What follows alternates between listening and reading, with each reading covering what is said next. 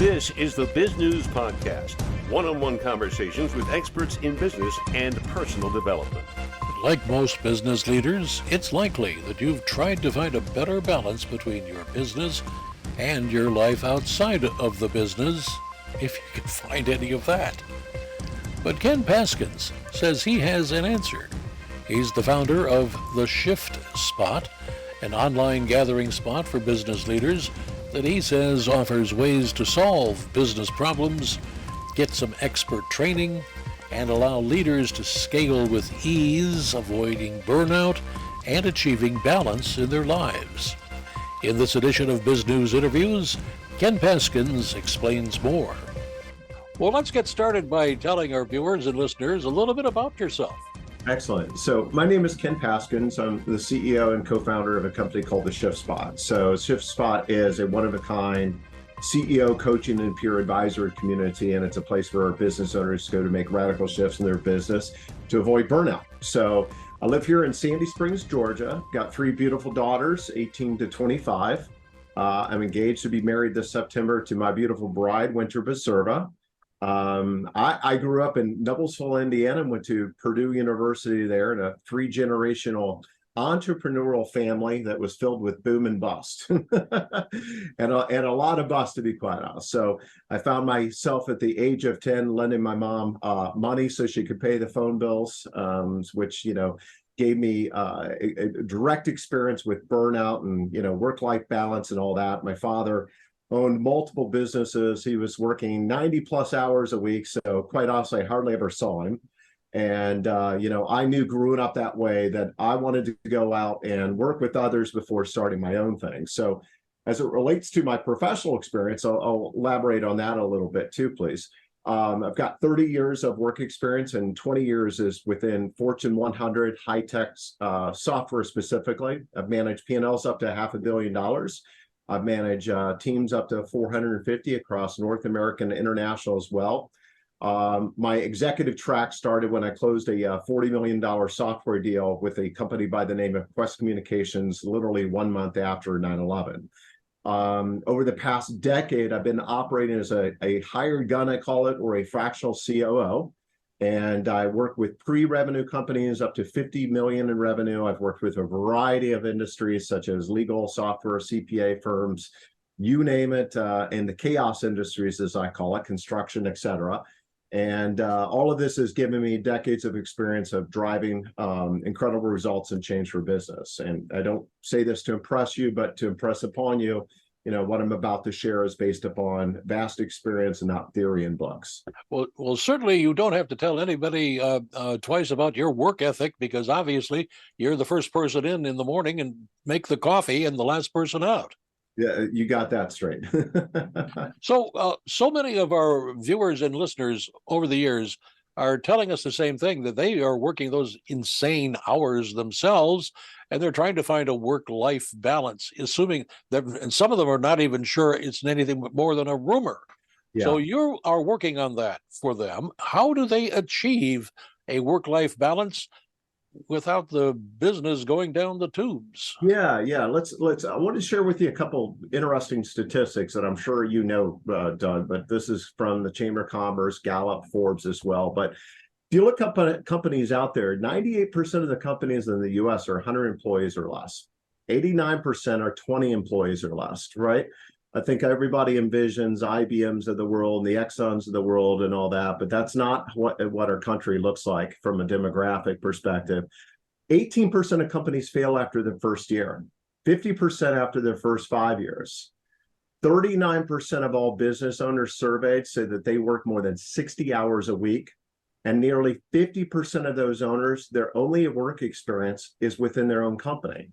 So then if you look at the education demographics, so 30% of all business owners have less than or have just a high school degree, 31% an associate's degree, and only 18% of a bachelor's degree. And according to recent polls, to get to your burnout question, is the top 3 things weighing on CEOs and owners today is living in uncertainty, and especially today, number 1, right? Always being on the job, and burnout, right? And things don't need to be that hard. So we've created a community to help owners actually begin to work on the business versus in the business. And that's the key to success. What is the difference between one letter in a two-letter word? Yeah, great question.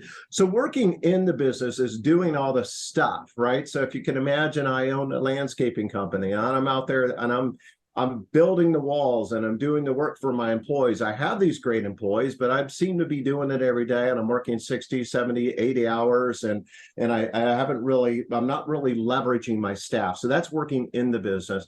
Working on the business is we begin to elevate ourselves and we understand how to leverage KPIs and finances correct. We understand how to scale our company through systems and processes. We understand the difference between leadership and management, how to leverage our human capital. So working on the business is when we elevate ourselves to think more strategically.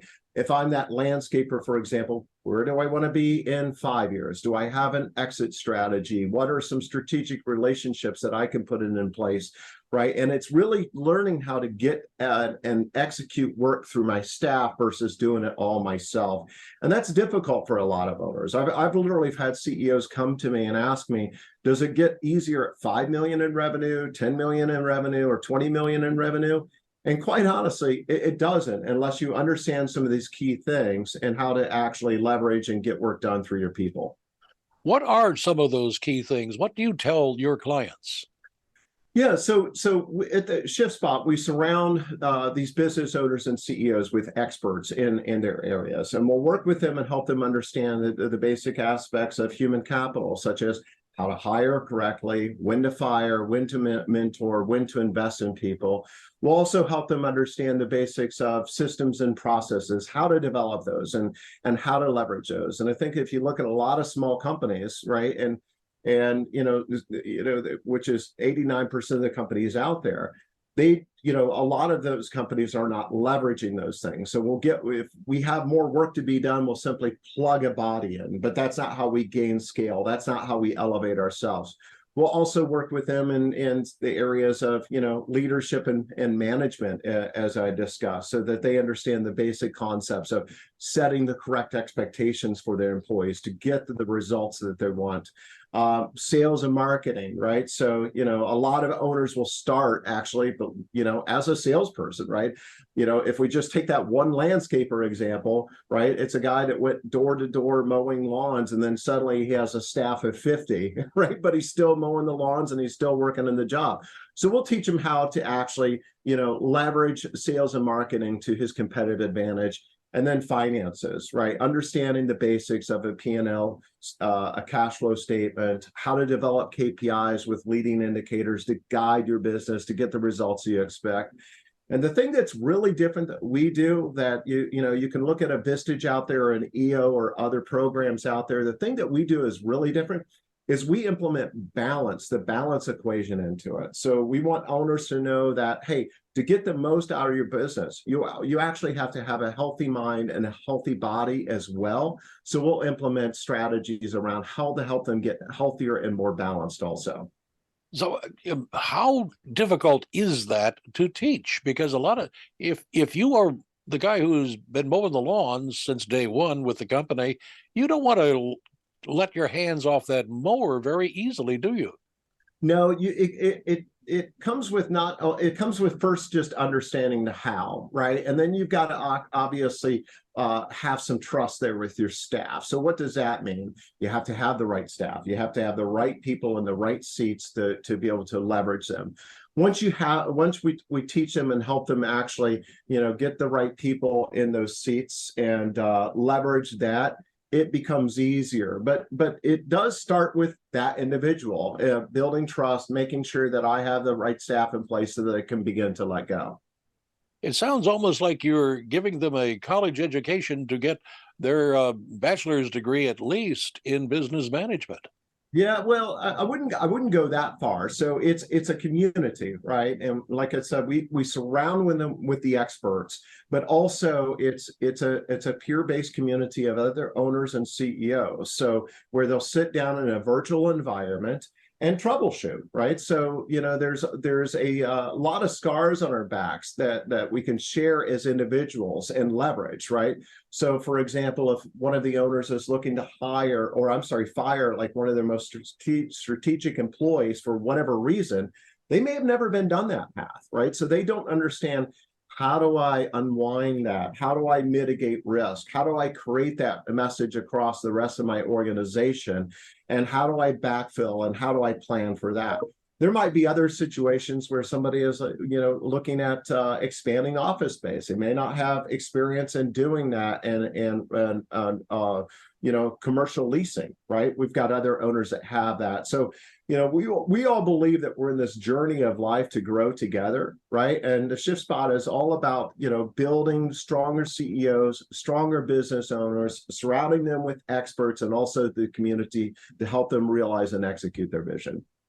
One of the things that we hear a lot about is it's so hard to find, let alone hire, skilled talent, the top talent.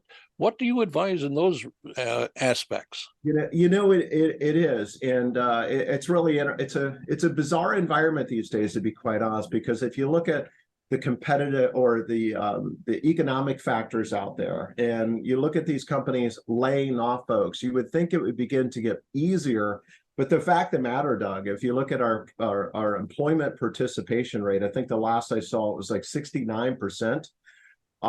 That's unbelievable to me. Not too long ago, it was in high 80s. So that's not helping us at all. But you've got to focus on, what is my message for my employees? What is the type of culture that I'm trying to build? Do I have a clear vision? Do I have the work environment that employees want to work for? And have some core values for your organizations, right? And then also understand the demographic that you're going to recruit and try to retain as well. Millennials are different than you and I. Every generation is a little bit differently, and they're all attracted and have different attractors and what brings them into a company and retains them into a company. So, it is a science. And, in the community, for example, in January was our human capital month. So human capital is the fancy term of, all the stuff around people and HR, if you will. But we walked through the different strategies of how to attract, retain, and how to actually even build something called a cultural cadence to keep that connectivity with employees. But hiring's not easy these days, regardless of what we think it should be. And with the economic factors 15 years ago, hiring probably honestly would have flipped, and it would have become an employer's market. And we just really haven't seen that, unfortunately, still.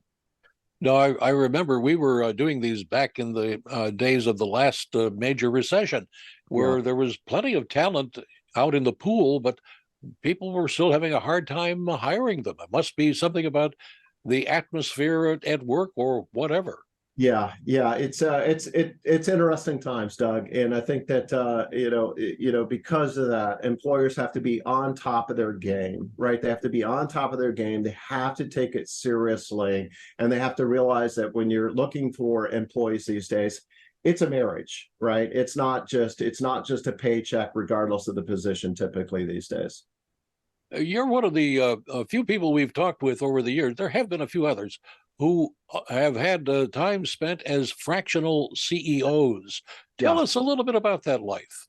Yeah, it's fun. So after doing what I did in corporate America and traveling, on a bad year, 150,000 miles, I got tired of that and I exited, and I started dabbling and being an advisor, and then started working as a fractional COO and CEO, and built quite a brand for myself, if you will. But people will hire me. A lot of owners will hire me because they struggle to get to that next level, and they don't know what is missing, right? They don't know what is missing. And sometimes they can't actually go out and hire the talent full time because they don't know how to even attract and retain that. And it was quite honestly, it was after doing that for nearly a decade where I decided, I want to be able to help more people. And that was actually what created the Shift Spot, because I would get on the phone with these owners and I would see them struggling and listen to them. And I remember this two people a couple of years ago. They called me. They owned a virtual admin company, and one was a salesperson, one was a virtual admin. They came together. They had a $2 million business from a top line perspective. And like, look, our people are a bunch of babies. We don't know how to lead people. We have no processes in place. We're going insane. Right? We don't know what to do. We don't know how to read our finances, right? And you looked at it, it's like, wow, you need like a fractional COO, you need a fractional CFO, you need a bookkeeper, you need all this expense in your company, and they can't afford it, right? So it's like, I want to be able to help more, and how can I do that? So that was what created the Shift Spot, to be able to actually surround those type of owners with experts and other CEOs that are going through that same journey to assist them. But, being a fractional executive and dropping into a lot of really chaotic environments has taught me a great deal. And, people don't bring me in because their business is doing well, right? They're doubling in revenues every year. Things are great. They bring me in generally because there's some problems. And I've got quite a few war stories, to be quite honest. What was the most important thing that you learned out of that part of your career? Honestly, the most important thing is a lot of owners either fire too quick or they retain too long, right? And they need to learn to understand that their employees are not necessarily their friends, but it's a relationship to get to a certain move to down a journey, if you will. And I've had a lot of experience, and I had one guy that was a client of mine, and I'll keep the name out of it, but the guy lived in Puerto Rico, and he hired me and he said, "Hey, I've got this full-time COO. I think I might have outgrown them. We've got some struggles. I'd like you to come in and sort of mentor them, elevate them, and be a backstop if things should go bad." After 2 weeks of being in there, I realized that this person's cancerous. They were going around the organization tarnishing this guy's name. This guy was in his early 30s, right? Didn't have these experiences, didn't know how to identify it. I warned him. I said, "Look, you need to terminate this person immediately." He thought I was crazy. And he said, "Look, they're critical to our business. Let's retain them for 2 months. Let's unwind them, and then you take over full time, and then we'll go from there." We did that, but about a month into it, I then identified that this person embezzled over $250,000. She had 4 different aliases. So she evidently, to keep in touch with prisoners, there's a special phone line to keep in touch with prisoners. She had that. She was buying her family iPads and airline tickets. I went and we spoke to an attorney about what to do and everything. So you can sue. It's going to cost you probably $500,000. You may or may not win. She could countersue. So then this guy was in I'll keep the industry out, but it was an online business, and I had to help him actually then at that point, because she tarnished some of his relationships with strategic providers. I had to help him unwind his business and then actually sell off his IP.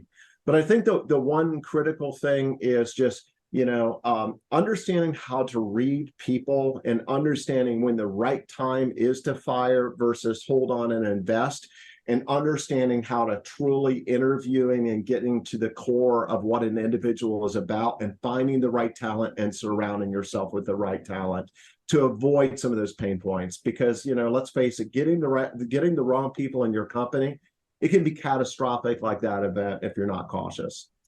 And it can be catastrophic if you get rid of them in the wrong way. They'll come back to haunt you through their lawyers. Yes, it can. Ken, where can people get more information about you and your organization? Yeah, so actually, we've got a special for your listeners, actually. Go check us out at www.theshiftspot.com. But we've got an open door sneak peek event for members to take a look inside our community. We're hosting a 5-part marketing intensive program for business owners only. Heading up this event is going to be a killer CMO I've been friends with for a while. He actually was involved with launching of the Oprah Show. It's about marketing mastery and the top 5 marketing secrets you need to know to grow your company in uncertain markets. So it's 100% free to your listeners only. You can have them actually shoot my partner an email at winter@theshiftspot.com and say Biz News Podcast, and we will shoot them a free invite and just to thank you and your listeners for this. Very nice of you to do that, and I hope some of our listeners and viewers will take advantage of that. Yep. Ken, what would you like to add before we end this that we haven't had a chance to talk about? Boy, what would I like to add? Could be anything, Could be a story from your boyhood, for all we know. Yeah. What I would like to add is look, own a company as a CEO and a business owner is challenging. Everybody expects you to have all the answers, right? And they expect you to know everything, specifically your employees, right? And it's a daunting task. And I think a lot of owners, as they go through this journey, as I'd stated, they'll come to me and question, should I scale backwards? This is hard. I started this because it was fun and it's turned into a company. And I'm making money, I think, but it's twice as hard as I expected. It doesn't have to be that way, right? You really have got to just surround yourself with the right experts, the right community, and get to help you get to the next level and realize your vision. But sorry, I didn't bore you with one of my boring childhood stories, Doug, but that's what I'd like to leave you with.